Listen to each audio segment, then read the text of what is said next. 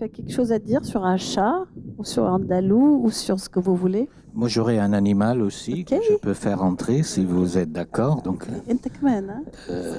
mon animal, ce sera un cerf. Donc, j'ai bien aimé le chat andalou. Ça me fait penser, bien entendu, au chien, n'est-ce pas? Et donc, et c'est pour ça que j'ai choisi ça, parce que ce cerf pourrait aussi être le cerf volant, quelque part. Et donc, on est un peu dans le même registre. Il faut dire que je vais vous lire les textes en français, c'est la langue dans laquelle ils ont été écrits, mais qui, en fait, si vous vous prêtez l'oreille, vous vous rendrez compte que voilà, que c'est du français, bien entendu, mais j'y ai glissé cette langue maternelle que je n'ai jamais utilisée en poésie, donc l'italien, et donc je l'ai mis à l'intérieur, et ça m'a fait penser, et j'ai travaillé beaucoup là-dessus, à un autre animal qui traverse tous mes livres et qui est ma langue, qui est la baleine, n'est-ce pas?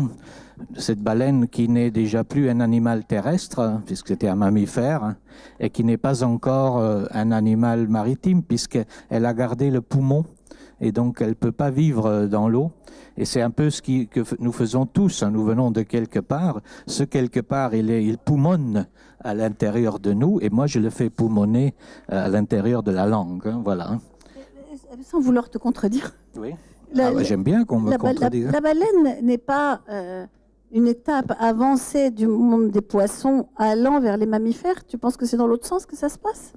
Non, la baleine, comme tous les animaux, est sortie de la mer, comme nous aussi, hein. La vie est sortie de là. Elle s'est transformée, disent les scientifiques. J'ai travaillé énormément sur ça. C'est le centre de toute mon écriture. D'ailleurs, regardez mon livre. Là, j'ai réuni tous mes poèmes. Je l'appelle Le travail de la baleine, justement, hein. Donc, les scientifiques disent, si vous allez voir dans les livres, que c'était un énorme chien qui avait des pattes énormes, de l'époque où il y avait de grands animaux encore.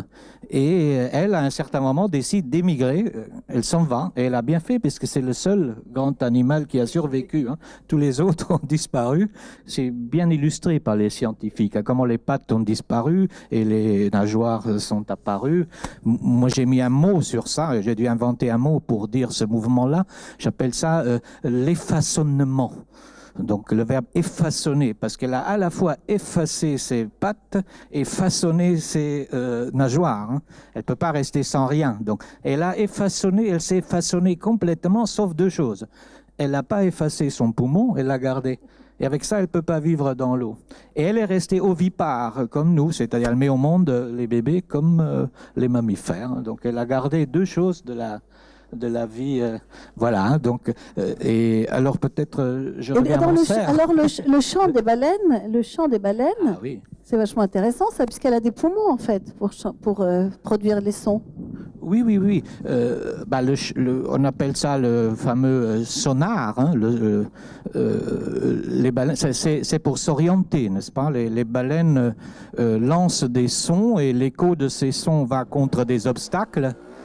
Le son revient, et donc elles peuvent nager sans se heurter comme les chauves-souris. Voilà, comme les chauves-souris. D'ailleurs, les radars des sous-marins, ils imitent, ils sont basés sur, disons, l'orientation de baleinière, hein, ouais. Elle n'exprime pas des sentiments, des choses comme ça. Ah, ça, je lui ai pas encore demandé, mais en tout cas, c'est intéressant parce qu'elle a des sons qui sont dans l'infra de nos sons, c'est-à-dire ils vont au-delà d'un côté et au-delà de l'autre, hein. Donc elle a un spectre hertzien qui est beaucoup plus grand que le nôtre, hein.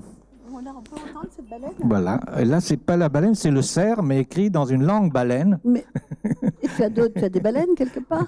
La langue. Okay, la langue. J'ai écrit un roman qui s'appelle La mémoire de la baleine, justement. Okay.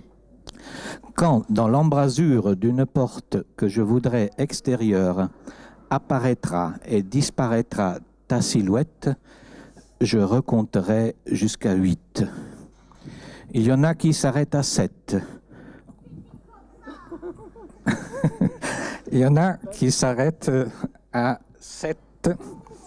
ou à 3, d'autres vont jusqu'à 12, que chacun soit le comptable de sa propre mythologie. Mon 8 à moi, c'est 2 fois 4.